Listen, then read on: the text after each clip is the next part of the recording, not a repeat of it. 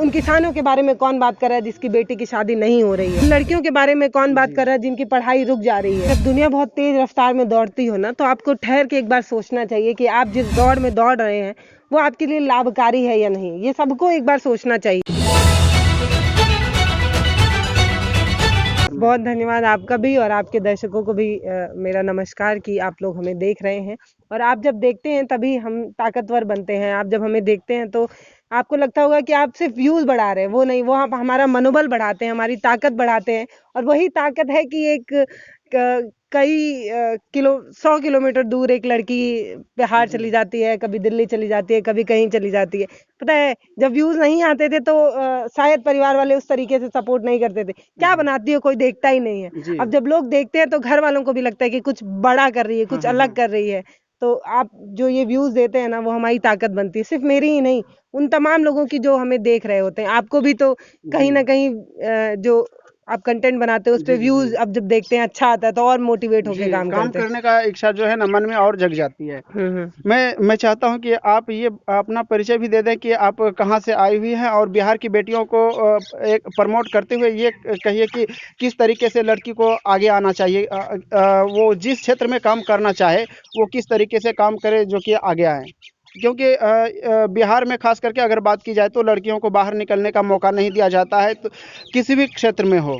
तो लड़कियों को प्रमोट करते हुए ये बताइए थोड़ा। देखिए, पहली बात तो ये कि कोई किसी को रोकता नहीं है। आप खुद बहाना बनाते हैं कि मुझे रोका जा रहा है। अब जैसे वो दीदी हैं, अब क्या उनको रोका जा रहा है? वो देख सकती हैं कि नहीं? वहाँ पे देख सकती हैं। अब कुछ लोग बोलेंगे कि मेरे घर से मुझे निकलने नहीं दिया जाता है, चीजें देखने नहीं दी जाती। अब जैसे ये लड़का है, देखिए, ये नई नई चीजें बनाते हैं। कभी स्कूटी बनाते हैं, कभी ये जो अभी थोड़ी देर पहले हम लोग दिखाए थे लैंड माइन बना रहे हैं, कभी कुछ। क्या इनको प्रॉब्लम नहीं आती होगी? ये एक एक सामान ढूंढने के लिए ना पता नहीं कितनी दुकान पे भटकते होंगे। ये तो बताते हैं कि कबाड़े से उठा के लाना पड़ता है। हाँ, वो ठीक है। स्कूटी के लिए जो लैंडमाइन वगैरह बनाए, उसके लिए पिता मजदूरी करते हैं तो पैसे का भी अभाव रहता है। बहुत कम पैसे मिलते हैं। 400-500 रुपए एक दिहाड़ी मजदूरी होती है, आपको पता है। उसमें परिवार भी चलाना है और बच्चे की ख्वाहिश भी पूरी करनी है। इनके पास प्रॉब्लम नहीं है। लेकिन पता है हमारे समाज में क्या है? आपको लगता है लड़कियां अबला हैं, कमजोर हैं, तो कोई लड़की अगर कुछ नया करती है तो आप उसको दिखाते हैं कि लड़की ने ये कमाल किया है, लड़की ने मेहनत किया है। इस लड़के ने भी मेहनत किया है। हर इंसान जो जिंदगी जी रहा है ना, सब मेहनत कर रहे हैं। जो मजदूरी करता है वो ज्यादा मेहनत करता है सुबह से लेकर शाम तक, उसको नहीं दिखाया जाता उस तरीके से कि एक मजदूर अपनी जिंदगी में कितना मेहनत कर रहा है। और रही बात लड़कियों की, तो भैया आप लोग बकरी बनेंगी और मुर्गा बनेंगे तो बलि दी जाएंगी, कोई रोक नहीं पाएगा। तो अगर आपको चाहती हैं कि आप कुछ बेहतर करें तो शेर बनिए और इस तरीके से दहाड़िए कि कोई आपके पास आए ही ना। अगर आप मुर्गी बनेंगी या मुर्गा बनेंगे तो हलाल की जाएंगी, शाम को लोग मस्त चटाके से लेके खाएंगे। तो इसलिए मैं कहती हूँ कि हम सभी को मजबूत बनने की जरूरत है। उन तमाम लड़कियों को, सिर्फ मैं ही नहीं, बहुत सी ऐसी लड़कियां हैं जो अपनी जिंदगी में बहुत बेहतर कर रही हैं। एक बात दीदी आपसे पूछना चाहेंगे कि जिस समय आप शुरुआती दौर में इस फील्ड में आए थे तो उस समय कुछ लोग यूट्यूबर समझकर कुछ लोग इग्नोर करते हैं कि अरे भाई ये तो डिजिटल मीडिया है और इसका व्यू कहाँ जाता है, ये जाता है नहीं जाता है। उसको आप क्या कहना चाहेंगे जो पब्लिक व्यू देखना चाहते हैं? और जिस समय आप शुरुआत कर दिए और मेहनत करते करते, जैसा कि आपको हम शुरू से फॉलो कर रहे हैं, बीच में काफ़ी आप मेहनत किए थे जिसके वजह से अभी जो है ना मिलियंस ऑफ व्यू आते हैं आपके चैनल पर, बीच में रुक गया था। देखिए, पहली बात कि हम यूट्यूबर नहीं हैं। अगर एक कोई सिंगर होता है, वो गाना गाता है, यूट्यूब पे गाना पब्लिश करता है, तो आप उसको यूट्यूबर नहीं, आप उसको सिंगर कहते हैं कि नहीं? कोई डांस करने वाला इंसान यूट्यूब पे वीडियो डालता है तो वो डांसर हो जाता है। सिंगर ही रहता है, वो भले यूट्यूब प्लेटफॉर्म पे अपना कंटेंट डाल रहा है। तो जब हम समाचार से रिलेटेड कंटेंट डालते हैं तो हम यूट्यूबर कैसे हुए? यही बताइए ना। वो एक प्लेटफॉर्म है, वो एक जरिया है जिसपे हम अपना काम दिखाते हैं। हमारा काम है जो अलग चीजें हो रही हैं। अब जैसे मैं पत्रकारिता की पढ़ाई भी की हूँ, तो हमारी पत्रकारिता की डिग्री में हमें बताया गया है कि जो चीजें अलग हैं वो खबर है। जैसे ये बच्चा अलग है, ये खबर है। इतने और भी बच्चे हैं, वो तो नहीं कर रहे हैं, ये कुछ अलग कर रहा है तो ये खबर है। हम खबरें दिखाते हैं, तो हम यूट्यूबर नहीं है, पहली बात। और दूसरी बात व्यूज की, तो जब आप लगातार कोई काम करते रहेंगे ना, उसको देखने वाले लोग भी आते हैं। जैसे बहुत लोग एक चीज पसंद करते हैं, मान लीजिए सब लोग सेब पसंद कर रहे हैं, तो कोई तो होगा जो नाशपाती या संतरा भी पसंद करने वाला होगा। टेस्ट ऑफ वैरायटी अलग अलग है ना।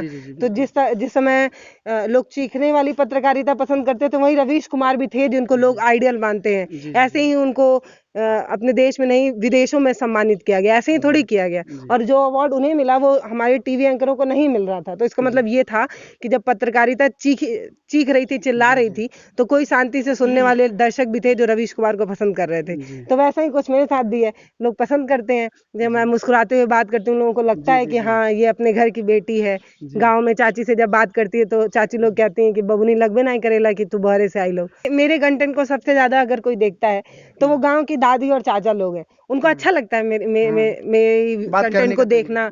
जब मैं किसी दादी के बगल में बैठती हूँ और वो जो खा रही होती है उनके प्लेट से उठा के खाती हूँ, तो वो बड़ा अच्छा लगता है उनको कि उनको लगता ही नहीं है कि ये हमारे गांव की लड़की नहीं है। हम सब गांव से ही निकले हैं। आज जो बड़ी बड़ी गाड़ियों में घूम रहे हैं, बड़ा बड़ा बढ़िया बढ़िया कपड़ा पहन रहे हैं, पैसे का रूप दिखा रहे हैं, उनको बताना है कि सब गांव से ही निकले हैं। आपके जो पूर्वज हैं वो गांव से ही निकले हैं।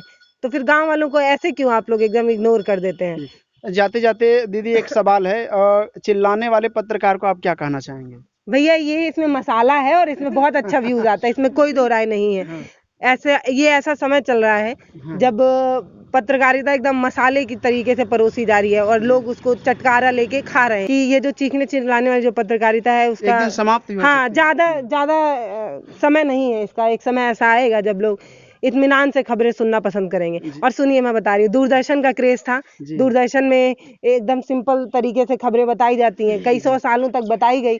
फिर लोगों को लगने लगा कि यार एकदम उब जाते हैं, आधा घंटा न्यूज देखना पड़े आपको दूरदर्शन का, देख पाएंगे? नहीं देख पाएंगे। अभी आप अभी का चैनल चलाइए और आप 1 घंटा देख जाएंगे, आपको पता भी नहीं चलेगा।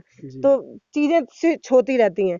एक समय ऐसा था जब लोग ऐसे धोती पहनते थे, लुंगी पहनते थे, अब पैंट शर्ट का जमाना आ गया। तो चीजें तो बदलती रहती हैं धीरे धीरे। अभी पैंट शर्ट का आया है, फिर धीरे धीरे एक समय आएगा जब वो चीजें स्विच होंगी, फिर पुरानी पद्धति को लोग पसंद करेंगे।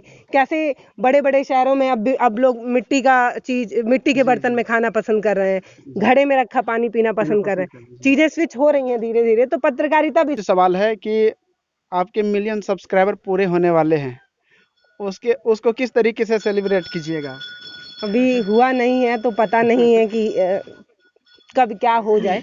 जैसे अभी जैसे यूट्यूब आप देख रहे हैं, वैसे ही हमारे फेसबुक पे भी बहुत क्या बोलते हैं व्यूज आते थे, बहुत अच्छी इनकम थी फेसबुक से भी। अचानक से फेसबुक बंद हो गया। तो ये कभी नहीं कह सकते कि यूट्यूब बंद होगा या नहीं। फेसबुक हमारी बहुत बड़ी ताकत थी। हमारी टीम में 20 लोग हैं, उनको फेसबुक संभाल के रखा था। इस तरीके से बंद कर दिए तो मैं ये गारंटी भी नहीं ले सकती हूँ कि यूट्यूब भी जिंदा रहेगा या नहीं। अगर वो आता है तो भी हम उतना खुश हैं, नहीं आता है मतलब मिलियन सब्सक्राइबर्स नहीं होते हैं तो भी खुश है, क्योंकि हमारा काम है, ये हम करेंगे। चाहे वो भारत एक नई सोच पे करें या किसी और प्लेटफॉर्म पे करें, करना यही है, बस इतना पता है। जी चलिए, आज हम बात कर रहे थे उनसे जो हमारे आइडियल थे।